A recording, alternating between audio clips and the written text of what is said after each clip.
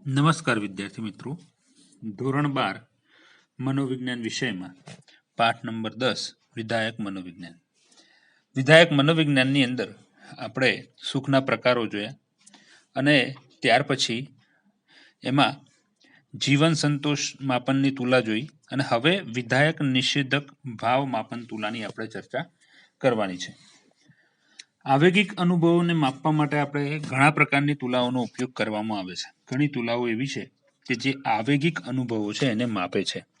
આમ અમુક જે તુલાઓ છે એ માત્ર વિધાયક આવેગો જેવા કે સુખાકારી છે અથવા પ્રસન્નતા છે એનું જ માપન કરે છે. એટલે કેટલીક તુલાઓ એવી છે જે સુખાકારી પ્રસન્નતા એટલે વિધાયક આવેગો છે એનું જ માપન કરે છે, જ્યારે અમુક તુલાઓ એવી છે કે જે વિધાયક અને નિષેધક બંને પ્રકારના ભાવોની લાગણીઓનું માપન કરે છે. એટલે ભાવ કે લાગણીઓનું જો માપન કરવા માટે વધુ ઉપયોગમાં લેવાતી જે પદ્ધતિઓ છે એ પદ્ધતિમાં વ્યક્તિએ પોતે અમુક ચોક્કસ સમયગાળા દરમિયાન અનુભવેલ જે વિવિધ આવેગો છે એ આવેગોની વારંવારિતા અને તીવ્રતાનું જે મૂલ્યાંકન છે એ મૂલ્યાંકન કરવાનું કહેવામાં એને આવતું હોય છે. એટલે વારંવાર જે તીવ્રતા અનુભવે છે, આવેગો વારંવાર અનુભવતો હોય એનું એને મૂલ્યાંકન કરવાનું છે. દાખલા તરીકે અહીંયા એક ઉદાહરણ છે કે ડાયનર અને મેમોન્સે 1984માં આવેગિક તીવ્રતા માપન માટે 9 પ્રકારના વિશ્લેષણોનો ઉપયોગ કર્યો હતો. હવે વિધાયક ભાવ માટેના જે વિશ્લેષણો છે એમાં ખુશ, આનંદ, પ્રસન્ન અને ઉત્સાહ વગેરે તથા નિષેધક ભાવ માટે જોઈએ તો એ વિશેષણો છે ચિંતાતુર, નિરુત્સાહી, આક્રમક વર્તન, ઈર્ષાળુ, નાખુશ અને ખિન્નતા. આ નિષેધક અનુભવો છે, આનો ઉપયોગ કર્યો. અને આ જે પ્રકારની તુલાઓ છે એ તુલાઓનું એક અન્ય ઉદાહરણ એટલે કે વિધાયક નિષેધક ભાવને માપતી અને વ્યાપકપણે ઉપયોગમાં લેવાતી વિધાયક ભાવાવેશ અને નિષેધક ભાવાવેશતાનું અનુસૂચિત એને એક આખું PANAS દ્વારા એને તમારો પ્રાપ્તાંક જાણવા માટે એને જાણવાની મજા પડે એ રીતે એને રજૂ કર્યો. અને હાલના કેવા અનુભવો છે એ જાણવા માટે તમારે નીચે આપેલા 1 થી 5 જે મૂલ્યાંકનો છે કે તુલાઓ છે એની અંદર પ્રત્યુત્તરો આપણે આપવાના હોય છે. હવે એ 5 પ્રકારના જે પ્રત્યુત્તરો આપીએ એનાથી આપણા વર્તનનું નિરીક્ષણ થાય છે. જો આપણે એમાં જોઈએ તો 1 થી 5 જે વિકલ્પો આપ્યા છે આપણને એ બહુ ઓછો અથવા બિલકુલ નહીં, બીજું છે ઓછું, ત્રીજું છે સાધારણ, ચોથું છે અમુક અંશે અને પાંચમું છે આત્યંતિક. હવે આની અંદર પોઝિટિવ અને નેગેટિવ, નકારાત્મક અને હકારાત્મક બંને પ્રકારના જે વિધાયક અનુભવો છે એ આપણને અહીંયા જોવા મળે છે. એક બાજુ છે રસવૃત્તિ, દુઃખદાયકતા, એટલે આ પોઝિટિવ અનુભવો છે. રસવૃત્તિ છે પોઝિટિવ છે, જેમાં પી એ લખેલું છે એ પોઝિટિવ આવેગો છે, હકારાત્મક આવેગો છે, અને એન એ લખેલું છે એ નકારાત્મક આવેગો છે.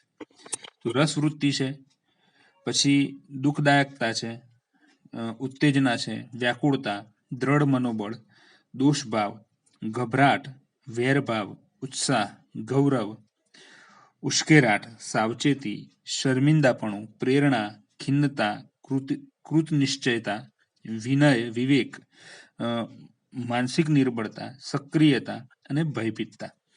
તો આવા પ્રકારના જે આવેગો છે એમાંથી એ બધા આવેગો આપણી અંદર કેટલા પ્રમાણમાં છે એ અહીંયા આપણે બતાવવાનું છે. દાખલા તરીકે રસવૃત્તિ, તો જે 5 પ્રકાર છે, અહીંયા 5 વિકલ્પો આપ્યા છે, એમાંથી એક વિકલ્પ આપણે પસંદ કરવાનું હોય છે કે આપણામાં રસવૃત્તિ કેવી છે, સાધારણ છે, આત્યંતિક છે, બહુ ઓછી છે. પછી બીજું દુઃખદાયકતા, તો દુઃખનો આપણે કેવો અનુભવ કરીએ છીએ. આના આધારે આપણું આખું મૂલ્યાંકન થતું હોય છે. તમારા જે પ્રતિભાવો છે એ પ્રતિભાવોનો પ્રાપ્તાંક જાણવા માટે વિધાયક ભાવ દર્શાવતી જે 10 વિગતો છે એ અને નિષેધક ભાવ દર્શાવતી જે 10 વિગતો છે એ તમારા મૂલ્યાંકનોનો સરવાળો કરે છે. એટલે 10 વિગતો છે વિધાયક અને નિષેધક ભાવની. આમાંથી એના આધારે આપણું મૂલ્યાંકનનો સરવાળો થાય છે. વિધાયક અને નિષેધક ભાવ પરનો જે પ્રાપ્તાંકો છે એ પ્રાપ્તાંક 10 થી 50 ની વચ્ચે હોઈ શકે છે. એનો પ્રાપ્તાંક 10 થી લઈ અને 50 સુધીમાં જોવા મળે છે.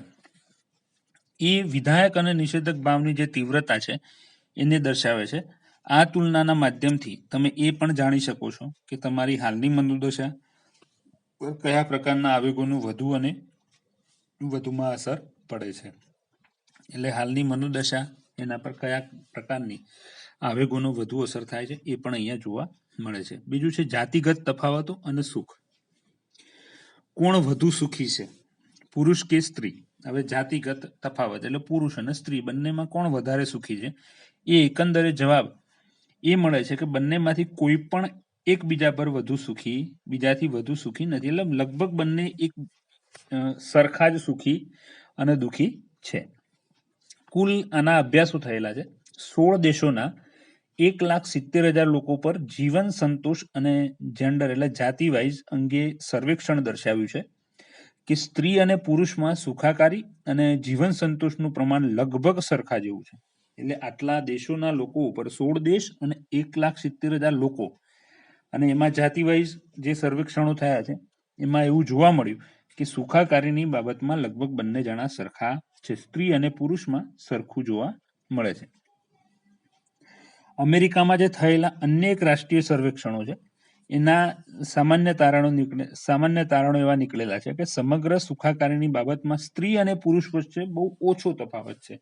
એટલે સ્ત્રી અને પુરુષમાં ઓછો તફાવત, મતલબ કે સરખા જેવા જ છે. સ્ત્રી અને પુરુષ સામાન્ય રીતે એના જીવનથી સમગ્ર રીતે સરખા અને સુખી સંતુષ્ટ જોવા મળે છે.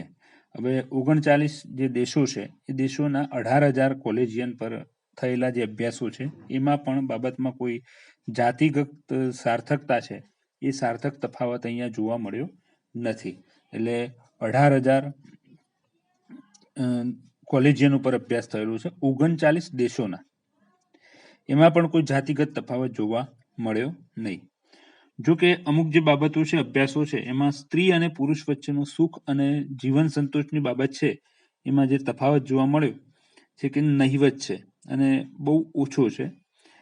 એટલે હેરિંગ અને સ્ટોક અને ઓકુન 1984ના એક અભ્યાસની અંદર એમને સમીક્ષાત્મક અભ્યાસ કર્યો અને એમાં પુરુષમાં અને સ્ત્રીમાં સરખામણીએ સુખાકારીનું જે વલણ છે એ સહેજ વધુ જોવા મળે છે. પુરુષમાં સ્ત્રીની સરખામણીએ સુખાકારીનું વલણ સહેજ વધારે જોવા મળે છે. એટલે બીજી તરફ વુડ અને રોડ્સે અને વેહલાને 1989માં એક અભ્યાસ કર્યો છે. એમાં પુરુષ કરતા સ્ત્રીઓમાં સુખાકારીનું વલણ થોડું વધારે જોવા મળ્યું છે. એટલે બંને અભ્યાસો એકબીજાના વિપરીત છે. એકમાં સ્ત્રીઓ કરતા પુરુષોની અંદર વધારે સુખાકારી જોવા મળે છે, બીજામાં પુરુષો કરતા સ્ત્રીઓની અંદર વધારે જોવા મળે છે. એટલે લગભગ સરખા જેવું જ છે. હવે સ્ત્રી અને પુરુષ વચ્ચે સુખાકારીની જે બાબત છે એમાં ભલે કોઈ તફાવત જોવા ન મળતો હોય, પરંતુ આવેગિક જે અનુભવો છે એમાં સ્ત્રી અને પુરુષ અલગ પડે છે. સુખાકારી ભલે એક સરખી હોય, બાકી આવેગોનો અનુભવ છે એમાં એકબીજા કરતા જુદા પડે છે. અને એની ચર્ચા આપણે અહીંયા કરવાની છે. નિષેધક આવેગો અને જાતિગત તફાવત પહેલો મુદ્દો છે.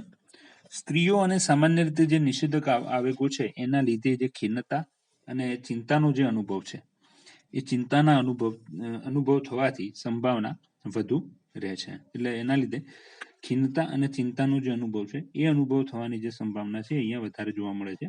ખિન્નતા અને ચિંતા જેવી જે વિકૃતિઓ છે એ વિકૃતિઓમાં પ્રબળ નિષેધક જે અનુભવો છે એ આવેગો છે એ સમાયેલા હોય છે. એટલે ચિંતા જો અનુભવાય, આપણે ખિન્નતા અને ચિંતાનો અનુભવ કરીએ તો વિકૃતિઓ પ્રબળ હોય છે. એટલે એ આવેગો છે નિષેધક દર્શાવે છે. બીજું, સંશોધનોમાં એવું જોવા મળ્યું છે કે ખિન્નતા અને ચિંતાની જે વિકૃતિઓ છે એ વિકૃતિઓ જોવા મળતી હોય તો એમાં જાતિગત તફાવતો છે એ જીવનના પ્રારંભિક વર્ષોમાં જોવા મળે છે.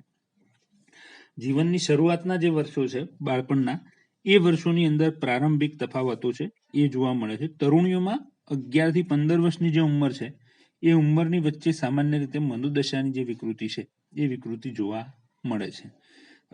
તરુણીઓમાં 11 થી 15 વર્ષ એટલે છોકરીઓમાં. જ્યારે તરુણોમાં એટલે છોકરાઓમાં આ ઉંમરે આ પ્રકારની જે વિકૃતિઓ છે વિકૃતિઓનું પ્રમાણ બહુ ઓછું જોવા મળે છે. હવે ઘણા બધા જે સમીક્ષાત્મક અભ્યાસો છે એ બાબત તરફ આપણે નિર્દેશ કરીએ તો પુરુષ કરતા સ્ત્રીઓ દુઃખ, ભય, ચિંતા, શરમ, દોષભાવ વગેરે વાત છે એ અન્યને વધુ કરે છે. એટલે પુરુષો કરતા સ્ત્રીઓની અંદર આ એક લક્ષણ જોવા મળે છે કે જો એમના નકારાત્મક જે આવેગો છે એ લોકો બીજા આગળ રજૂ કરે છે, જ્યારે પુરુષોની અંદર આ બાબત ઓછી જોવા મળે છે. એટલે આના લીધે સ્ત્રીઓ નિષેધક આવેગો છે એ અનુભવ કરતા વધુ કરે છે. એટલે આનો નિષેધક આવેગો એનો મતલબ એક એવો પણ થાય છે કે નિષેધક આવેગો સ્ત્રીઓ વધુ અનુભવે છે, પરંતુ સાથે સાથે આ આવેગિક જે અભિવ્યક્તિ છે એ પણ પુરુષો કરતા સ્ત્રીઓમાં પુરુષો કરતા એ વધુ કરે છે. આવેગની જે અભિવ્યક્તિ છે એટલે બીજાને કહે છે એને અભિવ્યક્તિ કહેવાય, એ વધુ કરે છે. સ્ત્રીઓની સામે જ્યારે નિષેધક આવેગ પેદા કરતી જે પરિસ્થિતિ છે રજૂ કરવામાં આવે છે ત્યારે પુરુષો કરતા એ દુઃખ અને ભયની વધુ અભિવ્યક્તિ દર્શાવે છે. એટલે જ્યારે નકારાત્મક આવેગો જ્યારે આવે છે ત્યારે સ્ત્રીઓ એ પુરુષો કરતા વધારે દુઃખ અને ભય અનુભવે છે. આનાથી વિરુદ્ધ પુરુષોમાં નિષેધક પરિસ્થિતિઓમાં માદક પદાર્થોનું સેવન, સમાજ વિરોધી પ્રવૃત્તિઓ, અનિયંત્રિત ગુસ્સો, આક્રમકતા, આની સાથે જોડાયેલી જે સમસ્યાઓ છે એ સમસ્યાઓ ઉદ્ભવે છે. એટલે પુરુષો નિષેધક બાબતો આ રીતે રજૂ કરે છે. માદક પદાર્થોનું સેવન કરે, સમાજ વિરોધી પ્રવૃત્તિઓ કરે, અનિયંત્રિત ગુસ્સો કરે, આક્રમકતા વધારે જોવા મળે અને આ સમસ્યાઓ એમનામાં ઉદ્ભવતી હોય છે. એનો અર્થ એવો આપણે કરી શકીએ કે નિષેધક આવેગો છે એની પરિસ્થિતિમાં સ્ત્રીઓ આવા જે આવેગો છે એની વિઘાતક જે અસરો છે એને પોતાના તરફ અને પુરુષો અન્ય તરફ વાળે છે. એટલે નકારાત્મક બાબતો છે એ બાબતોની જે વિઘાતક જે પરિસ્થિતિઓ છે એ સ્ત્રીઓ પોતાની તરફ એટલે સ્વ તરફ વાળે છે, જ્યારે પુરુષો છે એ બીજા તરફ વાળે છે એટલે અન્યને નુકસાન કરે છે અને સ્ત્રીઓ પોતાની જાતને નુકસાન કરે છે. એટલે સંશોધનોના જે તારણો છે એ બાબત તરફ આપણે નિર્દેશ કરીએ છીએ અને પુરુષોમાં શારીરિક આક્રમકતા અને સ્ત્રીઓમાં શાબ્દિક આક્રમકતા બંને સંબંધજન્ય આક્રમકતા વધુ જોવા મળે છે. એટલે પુરુષો જ્યારે આક્રમક થાય ત્યારે એ શારીરિક રીતે વધારે નુકસાન કરે છે, જ્યારે સ્ત્રીઓ છે શાબ્દિક નુકસાન કરે છે. એટલે શાબ્દિક શબ્દોથી એ પોતાનો ગુસ્સો, આક્રમકતા રજૂ કરે છે. મતલબ પુરુષ ગુસ્સે થશે તો અન્ય પર શારીરિક હુમલો કરી બેસશે, જ્યારે સ્ત્રી ગુસ્સો થશે તો એ જીભા જોડી અને દલીલો કરશે અને એ સંબંધોનો અંત લાવવાનો પણ પ્રયત્ન કરશે. તો આ પ્રકારના પરિણામો નિષેધક આવેગોમાં અને જાતિગત તફાવતોમાં જોવા મળે છે. હવે ત્યાર પછી છે વિધાયક મનોદશા અને વર્તન, એની ચર્ચા આપણે આવતી વખત કરીશું. તો નમસ્કાર વિદ્યાર્થી મિત્રો.